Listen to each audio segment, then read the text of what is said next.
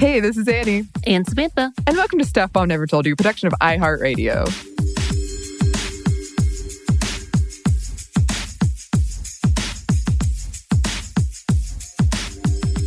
So, Annie, I have a few questions for you. Just two, actually. And I have a feeling I already know. Yes. We know each other very well. Yeah. But sometimes there's surprises in there. Yeah, I will say that. Yeah, that's true. But have you ever been in a musical? Oh my gosh, I have. Oh, really? Yes. And it was a Cinderella-based musical. Okay. What was this? What part did you play? I was in high school, and it's funny because I actually auditioned for this role because I didn't want to go to band practice that day. That's the only reason I went. So I was very unprepared, and it's one of the worst auditions I did in my entire life, and I shudder to think of it. But I auditioned for the role of Brunhilde, who was one of the stepsisters. Mm-hmm. I did not get it. Oh. But I got random ball goer that was all judgmental. Yes. But dancing in the background. Yeah, but it was a musical. I don't remember any of the songs. Well, then the second question, and I do know this. Do you have a favorite musical that you go back to and love? As you know, musicals make me a little nervous. People spontaneously singing makes me nervous, which is why I think one of the reasons I love Hamilton, because it's singing all throughout. Mm-hmm. And there's not really talking, so it's just music. It's the switch from talking to singing that gets me. Really?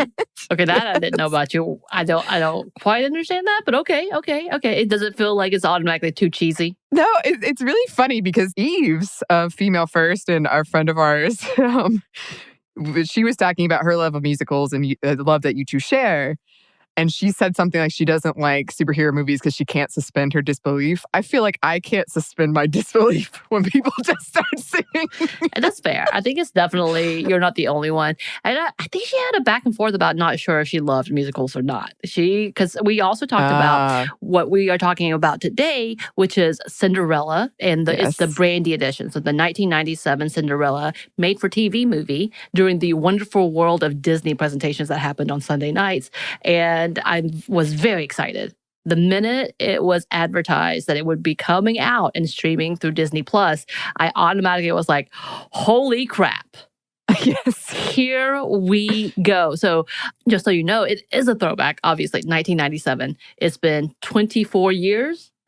And they had this whole get-together reunion for the cast when it was the 20-year anniversary. And of course, it did not have Whitney Houston. But it was such a fantastic read when I was going back to research this movie just a little bit. So yes, it is a very much of a throwback. And I have been a lifelong fan of Brandy. I believe I made you listen to Brandy because you didn't know any of her songs, and I was very upset.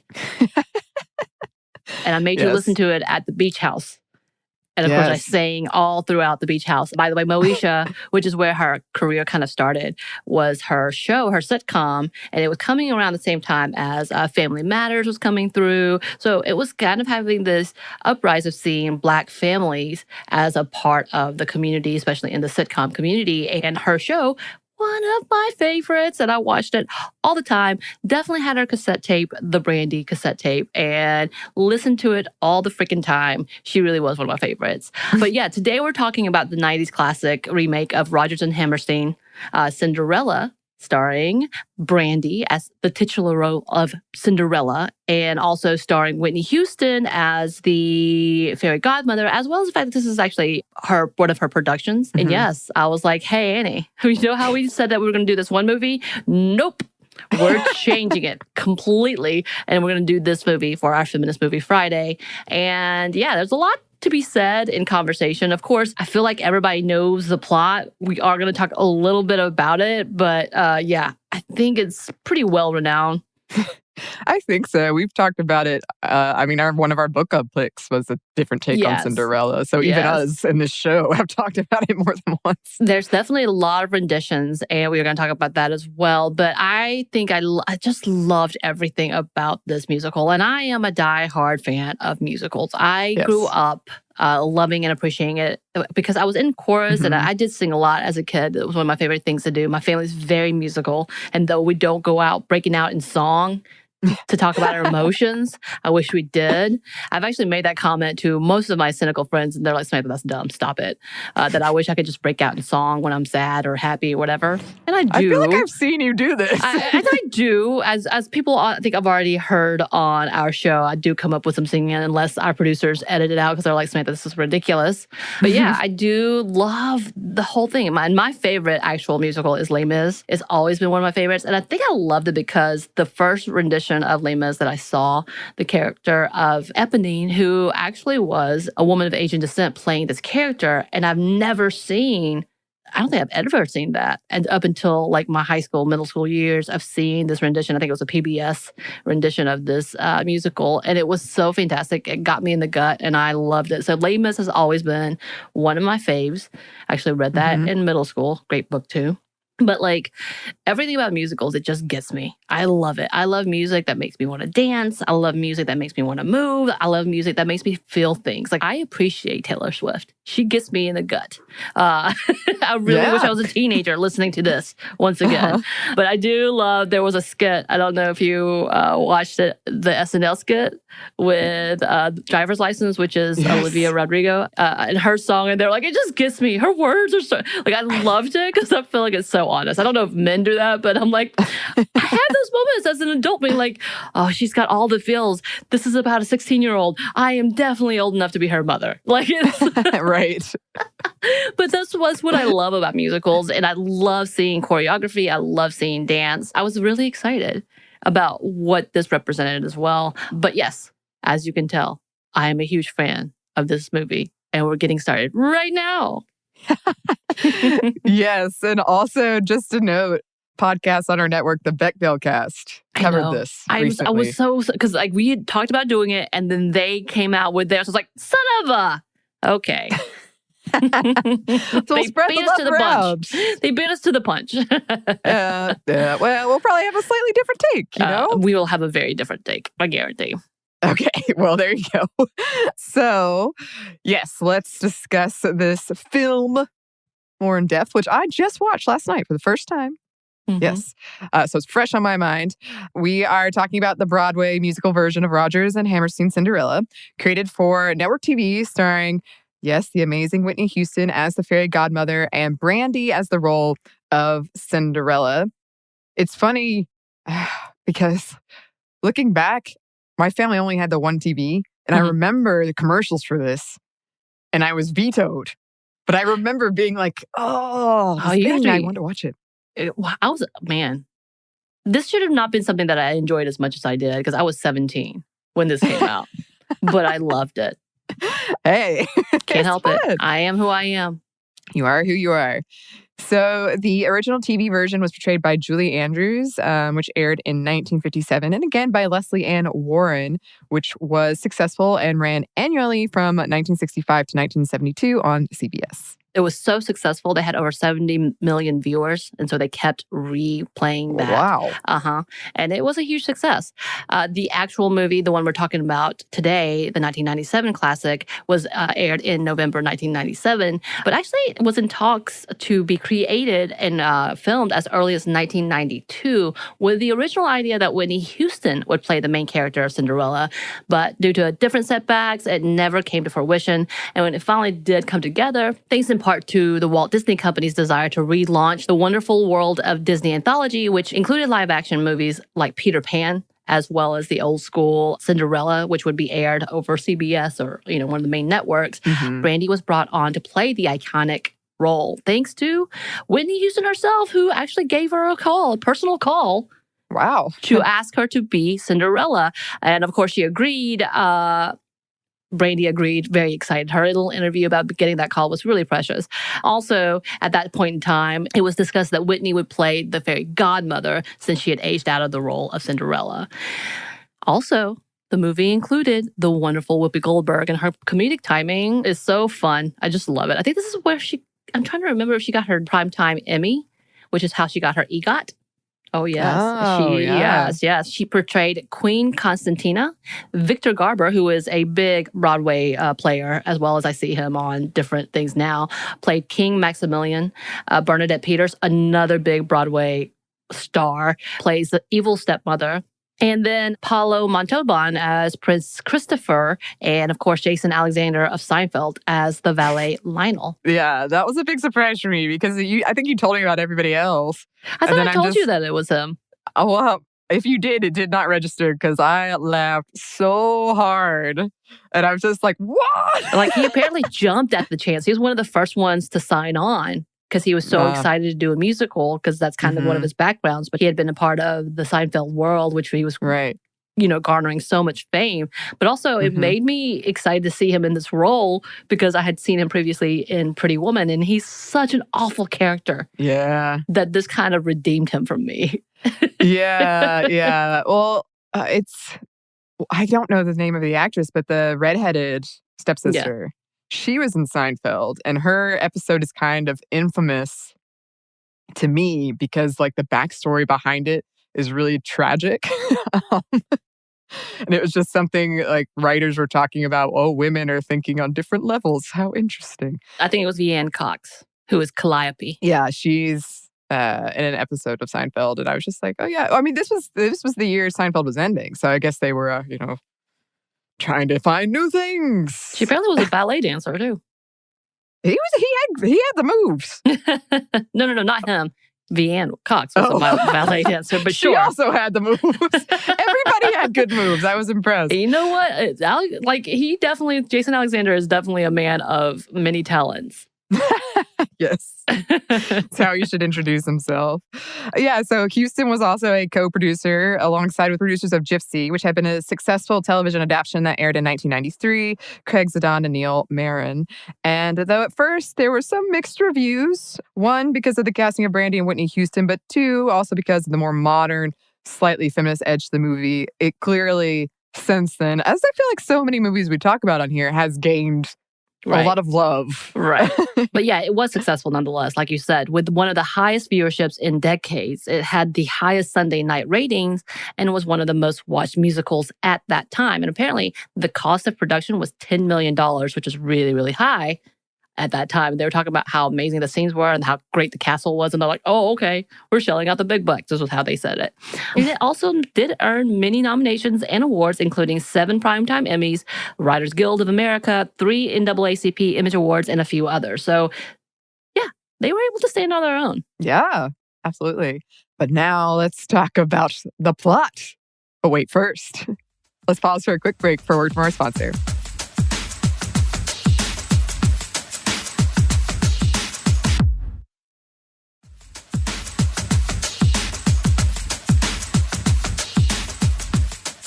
Thank you, sponsor. So as we said, a lot of you are probably pretty familiar with the story of Cinderella, but for this specific version, we begin with a beautiful scene of the city market and all the townspeople are scurrying about. We see Cinderella, who is following after her stepmother and stepsisters, who are pretty much immediately annoying, as they are in most tales. And here we are introduced to the charming prince, who is dressed as a peasant so he can wander the market freely without being accosted or bothered. And this is where the lovely couple have their meet cute. Yeah. I'm already calling them a couple. But you know what's going to happen. It's true. It's true. This is where the meet cute between Cinderella and Prince Christopher takes place.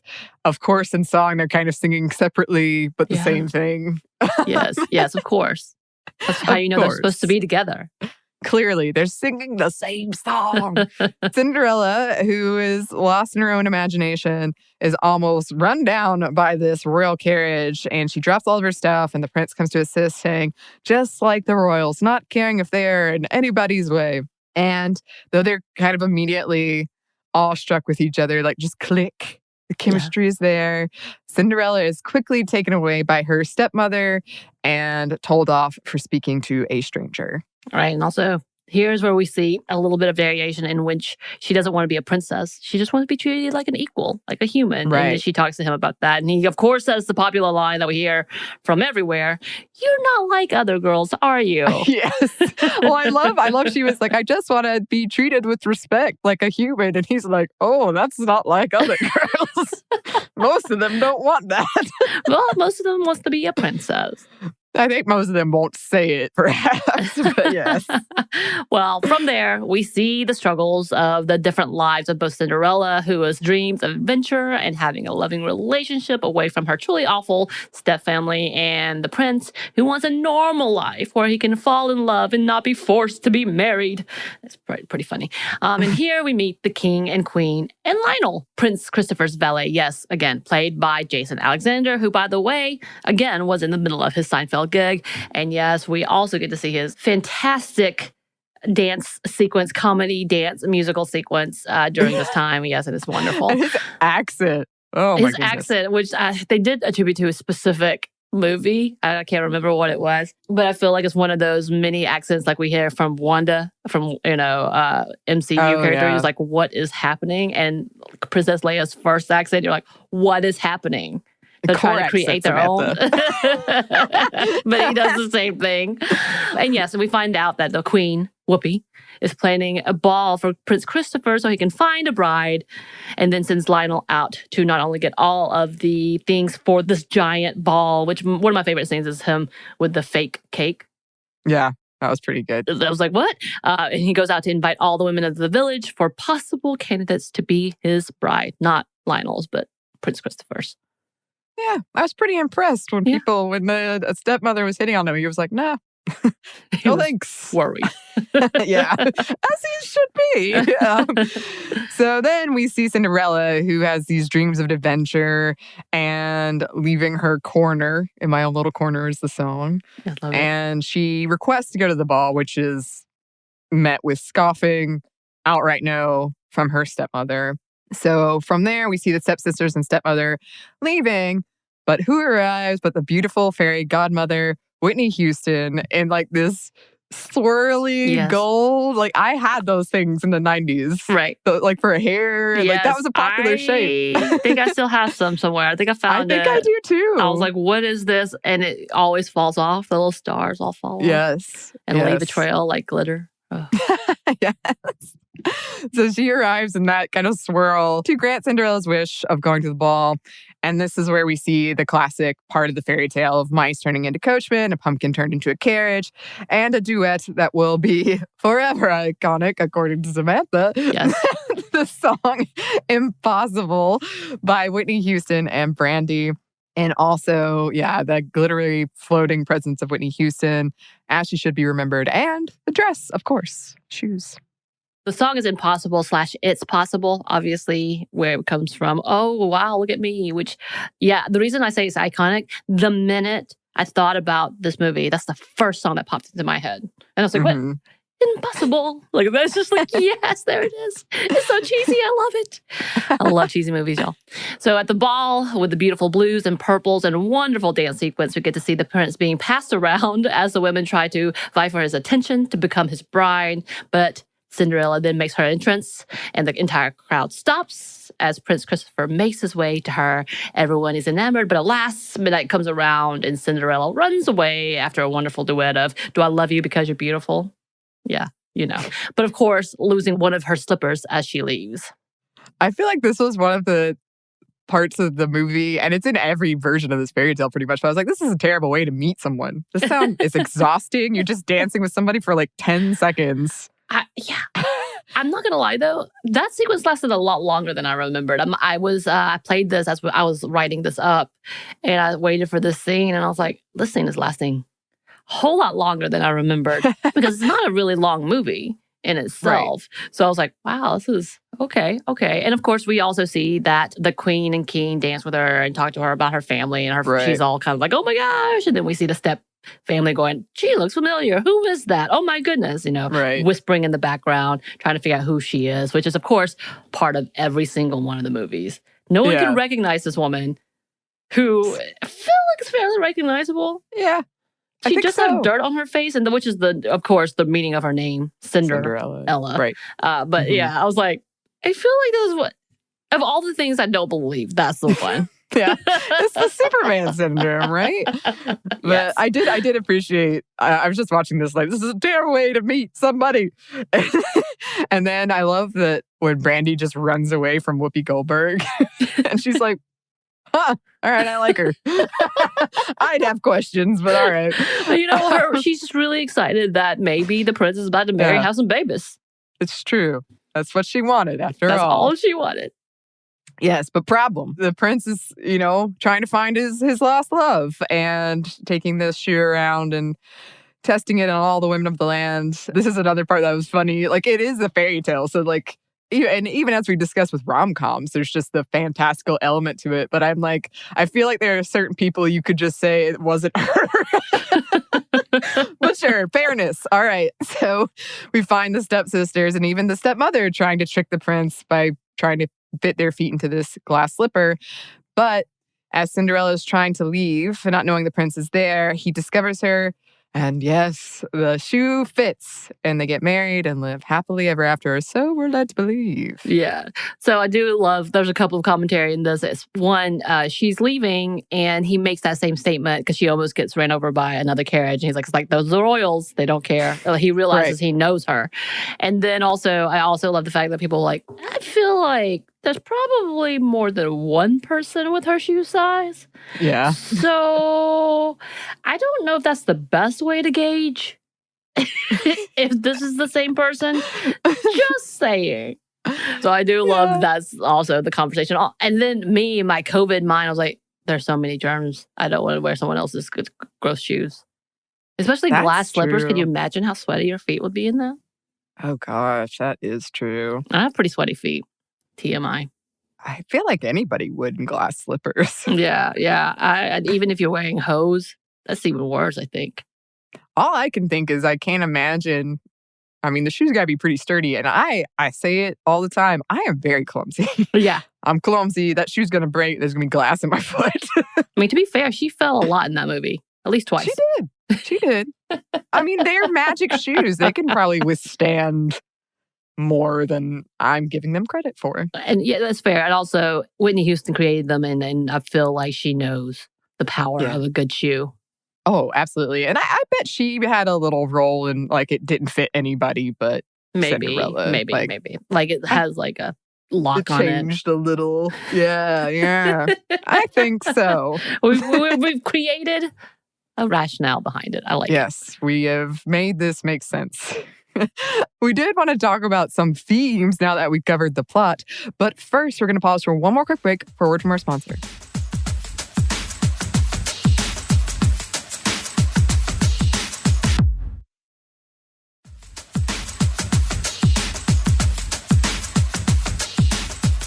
we're back. Thank you, sponsor.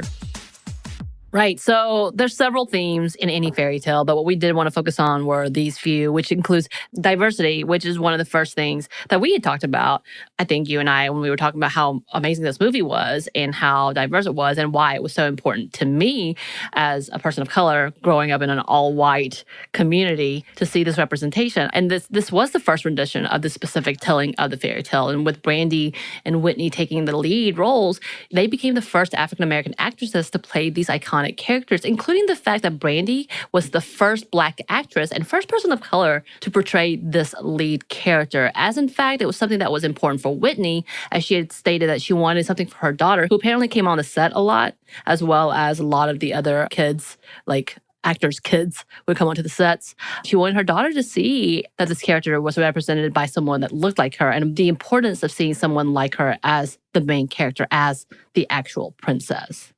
Right. And it wasn't just that. Having an Asian male actor playing the main male lead was very new and unheard of, though other actors were considered, like Taye Diggs, the beautiful Taye Diggs.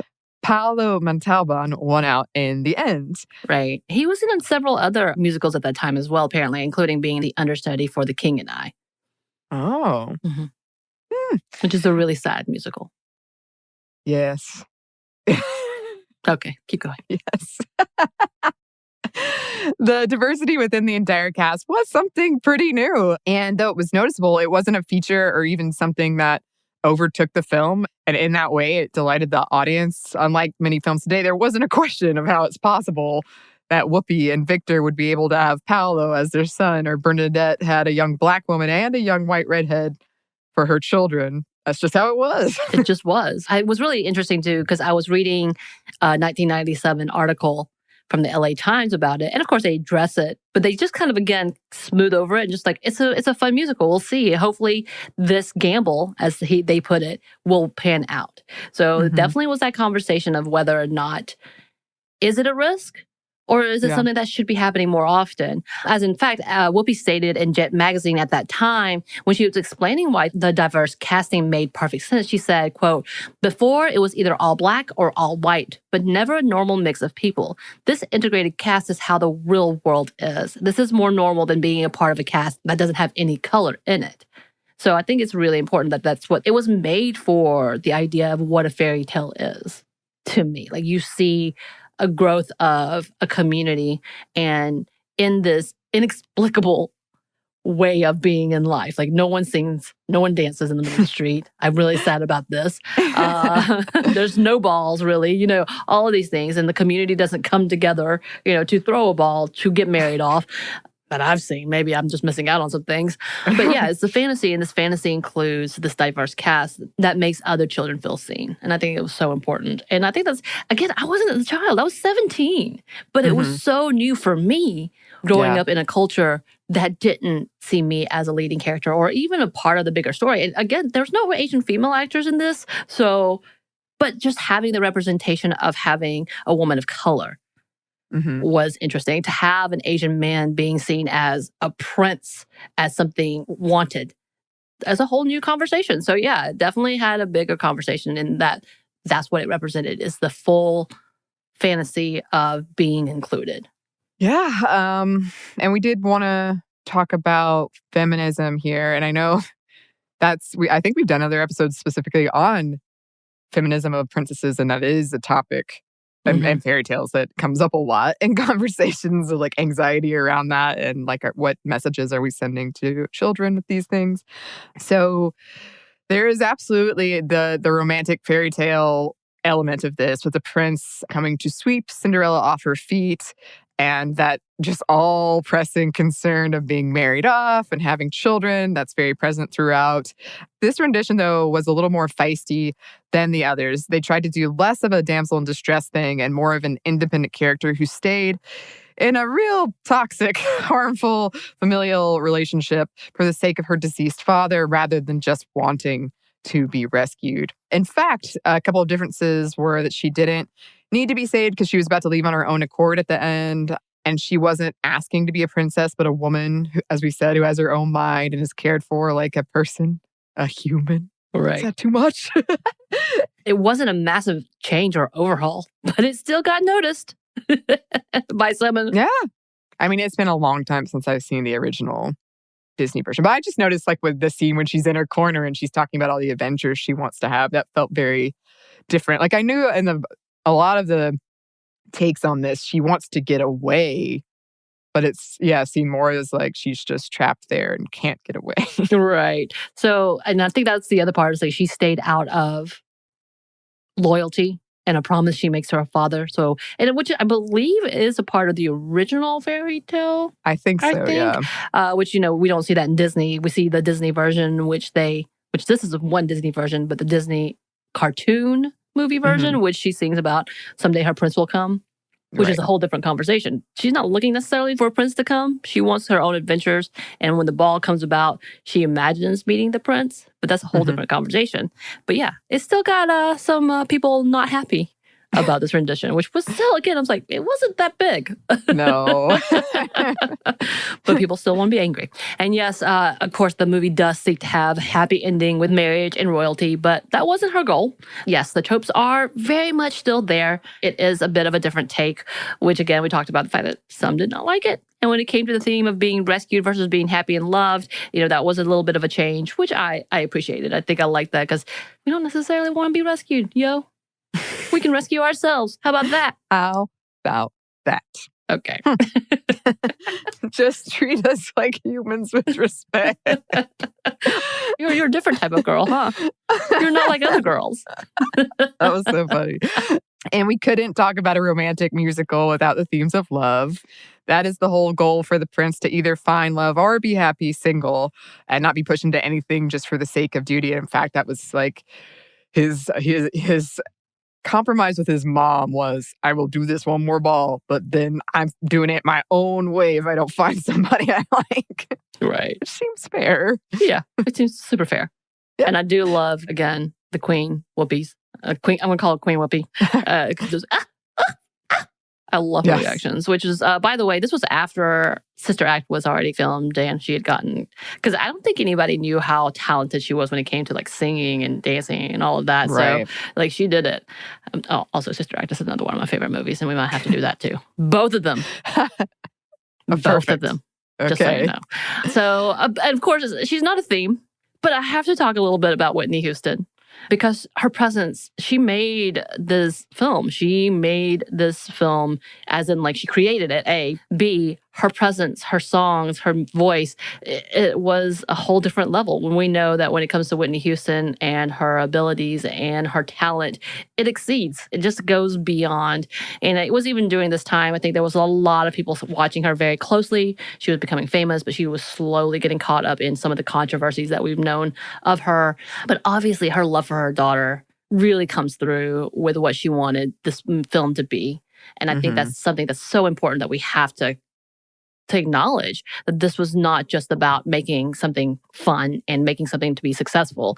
It was something that she wanted to leave back for her child and to have this type of legacy for young Black girls everywhere. And she, kind of like when we talk about, female first, she didn't see it, so she created it. That wasn't there for her, so she created it. And I think that's something glorious that it needs to be said. Of course, not everyone has the talent of Whitney Houston and Brandy, so it's a little harder to be like, I can be that person.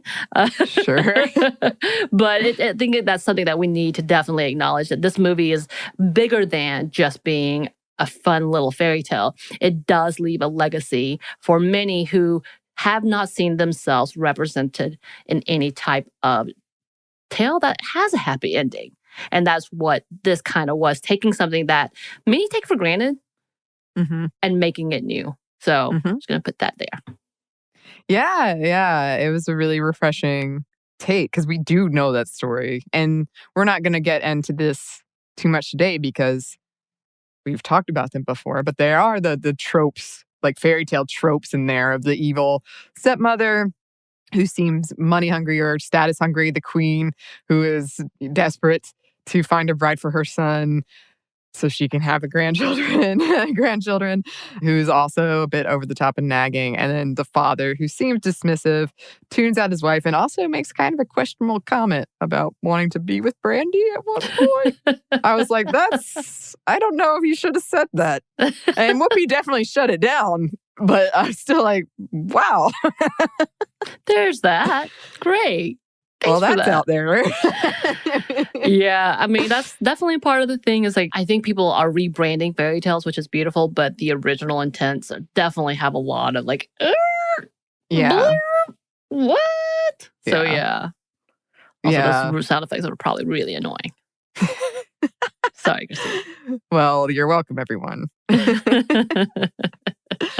Yeah, so it was a fun one. That was what, okay, I need to know. Since you did not know, of course you knew what kind of it to expect, but I think I'd been hyping it up a lot about how excited I was. What were your thoughts? What's your review for this movie? I thought it was really good. It was one of those things where I was like, this isn't something I would normally watch. Right. But I felt like everyone, for a project like that, it would have been really easy to kind of be making fun of it almost with your performance. But I feel like everyone was like really there with their whole heart and having fun. And so I thought all the performances were really good. And it was funny. And I just remember kind of watching it. Again, this isn't like something I would normally watch. But for a moment, I was like, oh, I can see why people love this. Because it feels really light. Like kind of just this like, I'm in a nice light state of being kind of happy and feeling kind of goofy. Right. Like even the villains are not serious villains. Yeah. And everyone looked like they were having fun, which I really, I appreciated. There you go. I like the word. I appreciated it. It's true though. It absolutely is a thing that I feel like some of my favorite movies, one of the things I love about them is the actors did embrace the role so much and leaned into it so much and had so much fun with it. Right. And I think they did talk about the fact that when Whoopi was signed on, they originally wanted her to play a different character, but because she was so busy, like she was like, come back to me, come back to me, come back to me. And so they finally were able to loop her in. Kind of the same thing with Whitney Houston. Like she plays godmother, but she didn't have to be there all the time because her schedule was, jam-packed. So it was kind of perfect for her scheduling. But yeah, this is my childhood, what I remember. And this is something that allowed me to see beyond my white circle, because as an adopted child in the mountains of Georgia, it's a whole different conversation.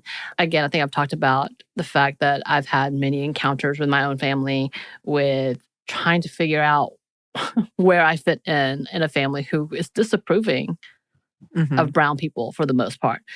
Not disapproving, but definitely very prejudice towards brown people. And it is an internalized prejudice that they would never say out loud, except for they accidentally say some things out loud. And I remember my love for Brandy by just everything she did, including this movie. I think I was like 14, 15, when she was coming about with her single, with all of her songs.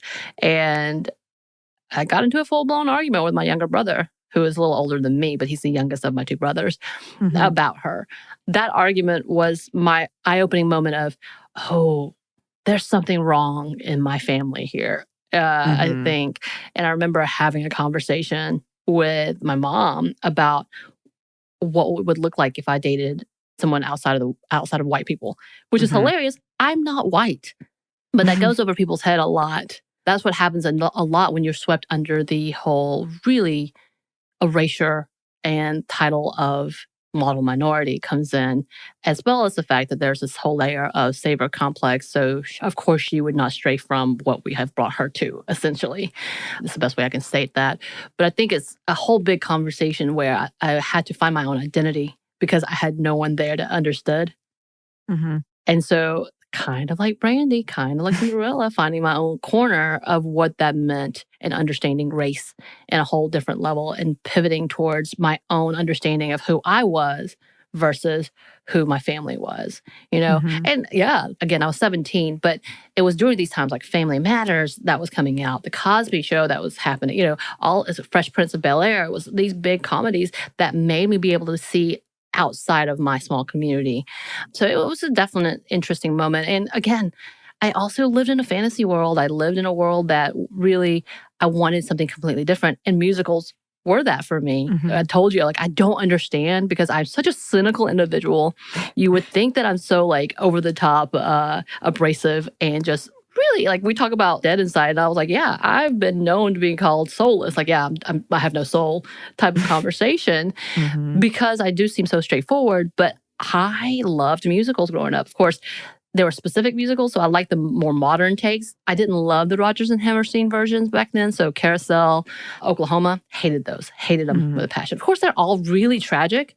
And some of it had a lot of abuse backstory. So I was like, But I loved Singing in the Rain was one of my all-time favorite movies. Anything with Sid Charisse, who is a white woman who danced. I think she was in classical dance and ballet. Beautiful. I loved her. Fred Astaire watched his movies like nobody's business. So I definitely grew up in my parents would laugh about the fact that I should have been born in the 40s, 50s, which I'm like, I wouldn't have fit in. Asian people were not fitting in at that point, but okay.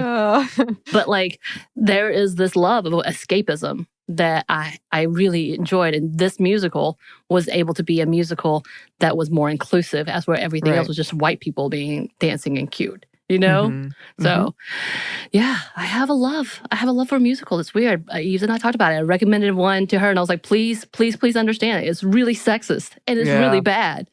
But it's such a great musical. Yeah, it's always a caveat, an interesting caveat, especially on this podcast, because I feel like we have to mention it. But yeah, you can be like, oh, I love this thing, but pretty sexist. Yeah, it did not age well, just so you know. Well, we've talked before about how hugely important that is to see yourself represented, especially at younger ages, but all the time. And so I think this will have a legacy. And I'm so happy we got to watch it. And it made you for doing that for me. So excited. I was so excited. No, it's awesome. It's awesome. We've talked before, just seeing people get like pumped about things can bring you joy. So I'm glad. Thank you. I look forward to many random bursting into song from you in the future. Yeah, that's going to happen.